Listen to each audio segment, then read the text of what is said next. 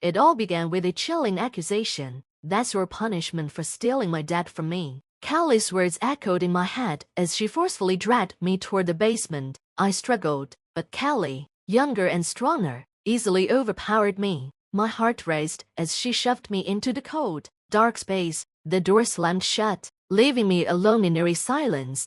The basement was damp, with a musty odor and a bone-chilling cold that crept into my skin. Panic began to set in as the darkness closed around me. I was trapped, and my mind spun with questions. What had just happened? Why was Callie so furious? How had our relationship become so twisted?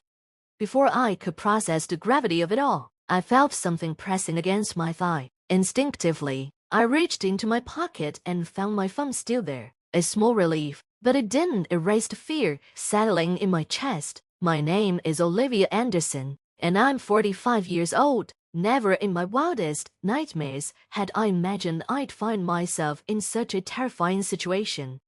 I work as an administrative assistant, nothing too demanding, but it keeps me busy and content. My life, though simple and predictable, was fulfilling. I had a stable career, surrounded by colleagues who felt more like friends. But, despite all of this, one thing weighed heavily on my heart: I wasn't married.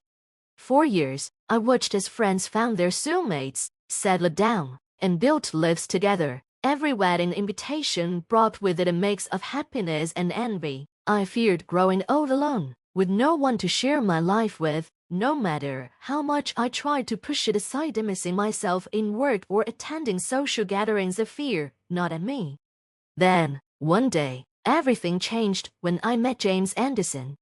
James was 9 years older than me, charming, kind, and attentive. He worked for one of our client companies, and we crossed paths often due to work. At first, we were cautious, but gradually, we grew closer. What began as casual, professional interactions soon blossomed into something more meaningful. We started dating, and after a few years, we decided to get married. It felt like a dream come true, a chance to finally have the family I had always longed for. But this dream came with its own set of challenges. James had a daughter from his previous marriage, a 17-year-old named Callie. From the beginning, Callie was distant and guarded. She adored her father and stuck by him every chance she got. I hoped that, in time, Callie and I would grow closer, that we could form a bond and become a real family. But that was just wishful thinking. After the wedding, I moved into the house James shared with Callie. I left my job to focus on being a homemaker, devoting myself to making our home as warm and inviting as possible. I cooked balanced meals, kept the house immaculate, and did everything I could to his life for both James and Callie. But no matter how hard I tried, Callie kept her distance. At first, I chalked it up to her being a teenager, moody and rebellious, as they often are. But as weeks turned into months, her coldness never wavered. She brushed off my attempts to connect, offering curt, one-word responses or sometimes no reply at all. The more I tried, the more she seemed to retreat, like a shadow slipping further out of reach. The only time Callie seemed truly at peace was when she was with her cat, Oliver, who was a chubby, mischievous cat who had been with James long before I came into the picture. Oliver was Callie's constant companion, and I often found her sitting in silence, stroking his fur. I couldn't help but envy the bond she shared with the cat, while I struggled to even get her to look me in the eye.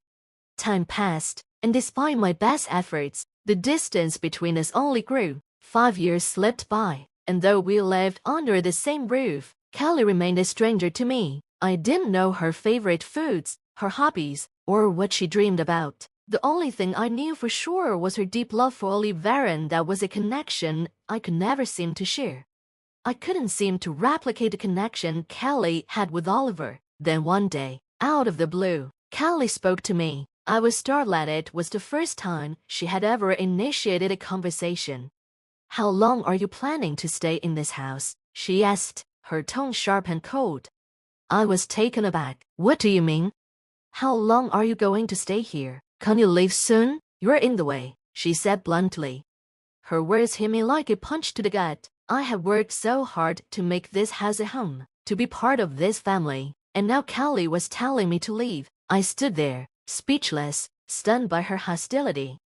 Callie continued, her voice dripping with bitterness. I love my dad. It was just the two of us before you came along. I can't stand you being here, pretending to be my mother. I wanted to say something, anything, to defend myself, but the words wouldn't come. All I could think was, how had it come to this? What had I done to make Callie hate me so much? Callie's next words cut even deeper. I thought if I ignored you long enough, you'd get the hint and leave, but you're still here, acting like everything's fine. You're not my mother, and you'll never be. So just, Bo. Tears welled up in my eyes. I had tried so hard to be kind, to be patient, but nothing I did seemed to matter. Callie's harsh words echoed in my mind long after she stormed off, leaving me alone in the kitchen. From that day forward, Callie's treatment of me grew even crueler. She criticized everything I did in cooking, my attempts to make conversation, and made it painfully clear that she wanted nothing to do with me. It was like living with a stranger who resented my very existence. The worst part was, in front of James, Callie put on a facade. She acted like the perfect daughter, hiding the venom she reserved just for me. Whenever James was around, Callie transformed. She acted sweet and polite, praising my cooking and pretending to be the perfect daughter. But the moment he was out of earshot, her coldness returned, sharper than ever. The insults came back in full force, and I felt trapped in a nightmare with no way out. I wanted to talk to James, to tell him what was really happening, but each time I tried, I lost my nerve. He was always so busy with work, and I didn't want to add to his stress by burdening him with my problems. So, I kept quiet, hoping that maybe, somehow, things would improve, but they never did. 6 years after we got married, Callie graduated from high school and found a job at a company nearby. Around the same time, James began taking more frequent business trips. At first, he would be gone for just a few days, but soon, his trips stretched into weeks at a time. With James away, Callie's behavior became unbearable. She criticized everything I did, from the way I cleaned the house to the meals I prepared. Every day, she found something new to complain about, and her words cut deeper and deeper. Then one day, I reached my breaking point. Callie had just insulted my cooking again, leaving her meal untouched before storming off to pet Oliver. I couldn't take it anymore.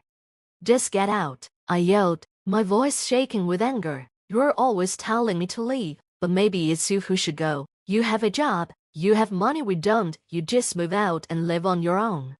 Callie looked shocked, clearly unprepared for me to fight back. For a brief moment, she seemed at a loss for words, but then, her expression twisted in fury.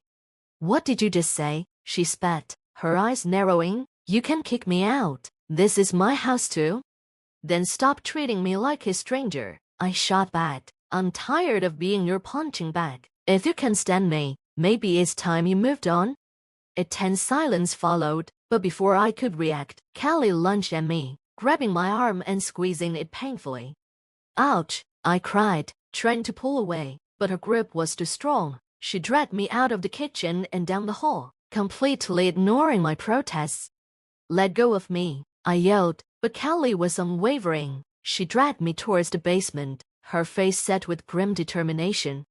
Before I could react, she shoved me inside and slammed the door shut. I was left in darkness, stunned and terrified. What was she going to do? How long would she leave me here? My heart raced as I pounded on the door, pleading for Callie to let me out, but there was no response.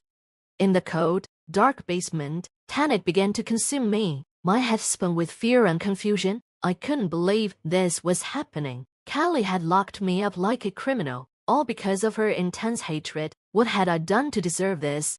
As the hours dragged on, my panic grew. I searched desperately for a way out, but the basement was solidly constructed, with no windows or escape routes. The walls seemed to close in on me, making me feel suffocated. Then I remembered the phone in my pocket. With trembling hands, I pulled it out and quickly dialed my friend Linda's number. Linda, it's Olivia, I whispered, trying to keep my voice steady. I need your help. Linda arrived at my house within minutes. She pried open the basement door and helped me out, her face etched with concern. Are you okay? She asked, guiding me to her car. I nodded, though I couldn't stop shaking. Callie, she locked me in there, I said, my voice trembling. I don't know what she was thinking. Linda shook her head, her expression resolute. Let's get you out of here, she said, starting the car. You can stay with me until James gets back. As we drove away, a mixture of relief and dread filled me. I was safe for now, but what would happen when James found out? Would he believe me? Would Callie try to turn him against me? When we reached Linda's house, I sent James a message explaining what had happened. A few hours later, he called, his voice filled with concern. Olivia, are you okay? I'm coming home right now. James, you don't have to, I started. No, I want to, he insisted. I'll be there in a few hours. Just stay with Linda until I get there. True to his word, James arrived later that night. He looked exhausted, but his eyes were filled with worry. Olivia, I'm so sorry, he said, pulling me into a hug. I should have been there. I should have known something was wrong. It's not your fault, I said, trying to hold back tears. Callie's been hiding this from you. I didn't want to worry you, but I can't take it anymore, I said, my voice trembling. James nodded, his expression grim. We need to talk to Callie. This can't go on. The next day, we returned home, bracing ourselves for the confrontation with Callie. When she arrived, she looked taken aback to see James there. Dad, what are you doing here? She asked, her surprise evident. We need to talk, James said, his voice firm. What you did to Olivia was unacceptable. Callie's face twisted with defiance. She deserved it. She stole you from me. That's no excuse, James replied, his tone resolute. You put her life in danger. Do you understand how serious this is? Callie's defiance wavered, but she still tried to justify herself. I just wanted her to leave. I never meant to hurt her. But you did, I said quietly, stepping forward. Callie, I never wanted to replace your mother. I just wanted us to be a family. But you've made it clear that you don't want that. Tears filled Callie's eyes, but she quickly wiped them away. So what now? Are you going to kick me out? James sighed, running a hand through his hair. Callie, I love you, but you can't stay here if you're going to keep hurting Olivia. You need to get help. Maybe some time apart will help you see things more clearly. Callie stared at him, her expression a mix of anger and sadness. You're choosing her over me. I'm choosing what's best for everyone, James said gently. I want you to get better, to find a way to be happy, but that won't happen if you stay here and keep lashing out. After a long silence, Callie finally nodded. Fine, I'll go, but don't expect me to forgive either of you, Callie said, her voice cold. With that, she turned and walked out of the house, leaving us standing there in stunned silence. The tension that had plagued us for years seemed to dissolve, replaced by a heavy, lingering sadness. For the next few days, James and I were in a state of shock. We had hoped for a resolution, but instead, we were left with the fragments of a broken family. Callie moved into a small apartment nearby, and while James made an effort to stay in touch, the distance between us all was palpable. Life slowly returned to a new normal. James and I focused on rebuilding our relationship, finding solace in the quiet moments we shared. Oliver, sensing the change, became even more affectionate, curling up beside us as we Saturday on the sofa in the evenings. One day, as we watched the sunset together, James turned to me and said, "Thank you for staying strong, Olivia. I know this hasn't been easy." "It hasn't been easy for you either," I replied, squeezing his hand. "But we're in this together. We'll get through it." As weeks turned into months, we began to heal. Callie reached out occasionally, apologizing for her behavior and updating us on her life. She had started seeing a counselor, and though there was still a long road ahead, it was a step in the right direction.